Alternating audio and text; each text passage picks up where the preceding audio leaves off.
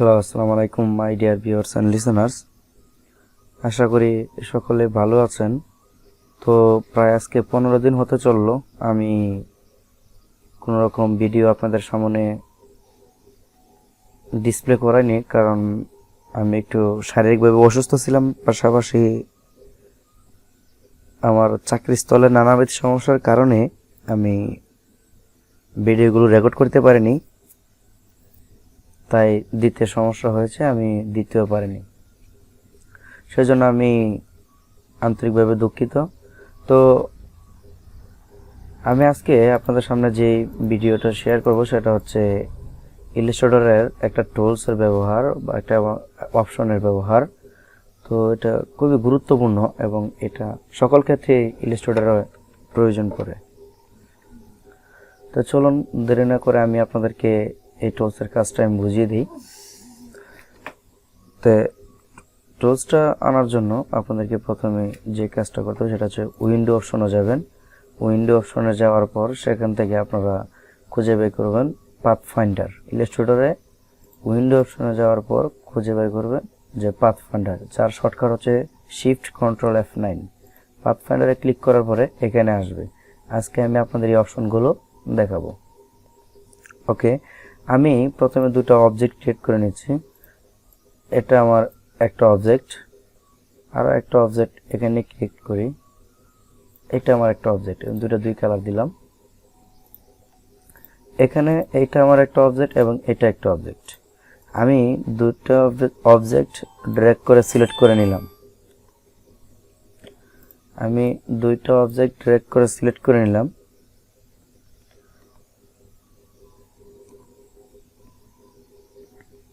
Select করে নেওয়ার পর ভালোভাবে খেয়াল করবেন, এখানে একটা লেখা আছে যে শেপ মোডস।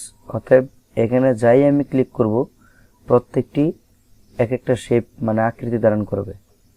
যদি আমি এটার উপরে হোভার করি এবং ধরে রাখি তাহলে আমাকে দেখাচ্ছে ইউনাইট মানে হচ্ছে একত্রিত করা। অর্থাৎ যদি আমি এটাতে ক্লিক করি তাহলে এটা একত্রিত হয়ে যাবে, দুটো একসাথে জয়েন্ট হয়ে যাবে।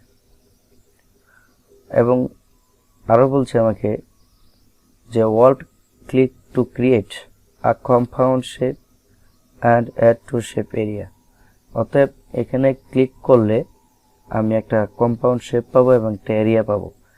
মানে দুটোকে একসাথে অ্যাড করার পদ্ধতিটি হচ্ছে এটা ইউনাইট।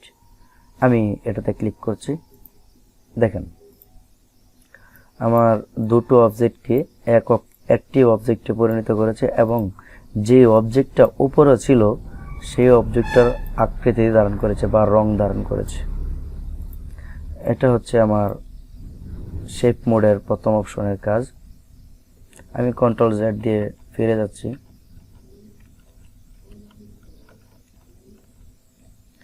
ওকে, এবার আমি আবার দুইটা সিলেক্ট করলাম ড্র্যাগ করে। এখন এটার উপরে হোভার করলে বা ধরে রাখলে দেখাচ্ছে মাইনাস ফ্রন্ট, অর্থাৎ উপরে যেটা আছে সেটা বাদ দেওয়া হবে, যেটা উপরে আছে সেটাকে আমাকে বাদ দেওয়া হবে, মাইনাস করে দেওয়া হবে।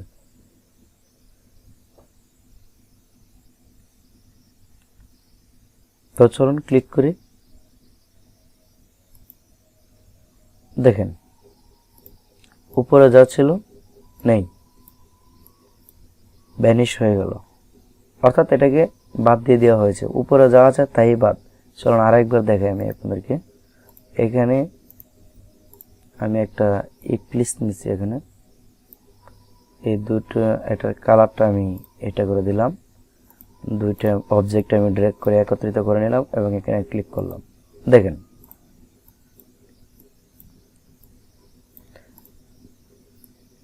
আশা করি বুঝতে পেরেছেন।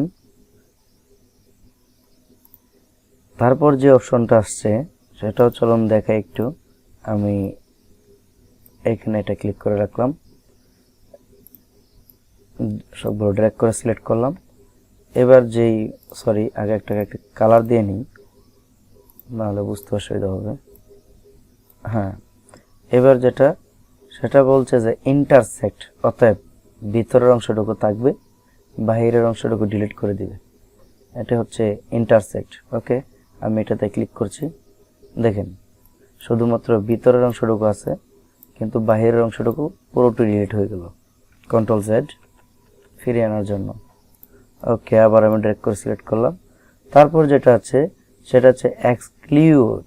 এক্সক্লুড মানে হচ্ছে যে ভিতরের অংশটা ডিলিট করে দিবে, বাহিরের অংশটা থাকবে। ওয়াও,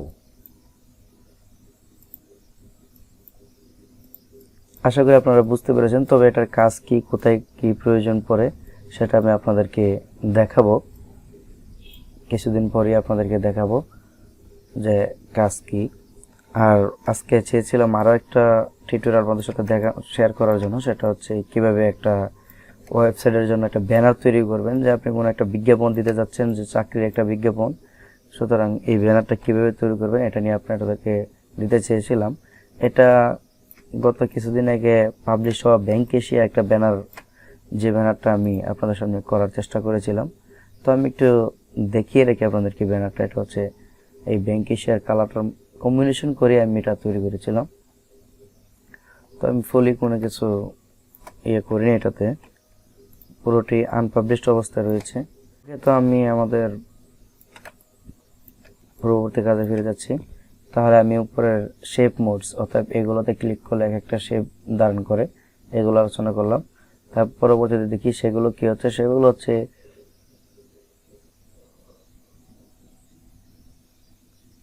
আমাকে প্রত্যেকটা অবজেক্টকে পাথফাইন্ডার করে দেবো, অর্থাৎ কেটে কেটে দিয়ে দিবে। দেখি, চলুন দেখি আমি কি হয়।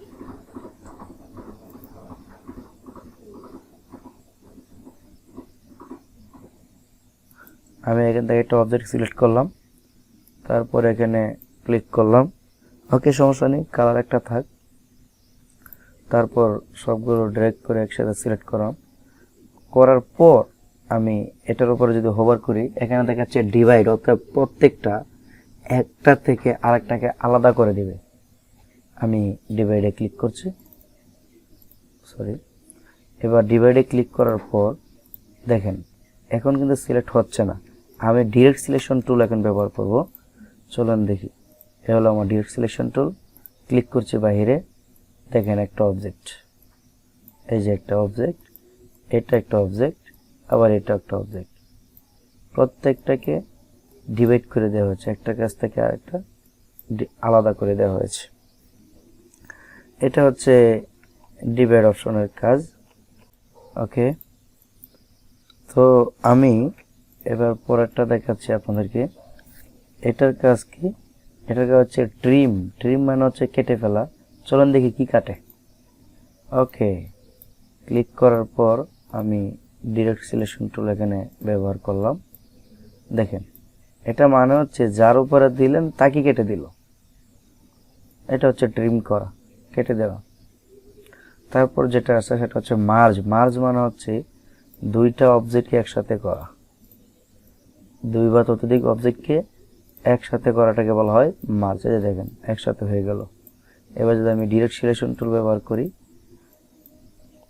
আলাদাভাবে আমি নিতে পারছি, কিন্তু যদি আমি মুভ টুল ব্যবহার করি তাহলে এটা মার্জ হয়ে গেল, মানে দুটো একসাথে হয়ে গেল। মার্জ মানে হচ্ছে একত্রিত করা।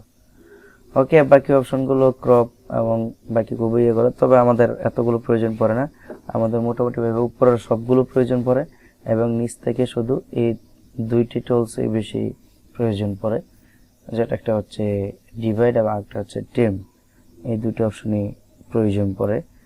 কেন প্রয়োজন পড়ে সেটা আপনাদেরকে পরবর্তীতে দেখাবো। আজকে এই পর্যন্ত। আর এই টুলসগুলোর ব্যবহারগুলো দেখানোর পর একটি প্র্যাকটিস করে নেবেন, অন্যথায় আপনাদের মনে থাকবে না। বাদ বাকিগুলো আমরা পরবর্তীতে আলোচনা করব। সবাই ভালো থাকবেন, সুস্থ থাকবেন। ধন্যবাদ।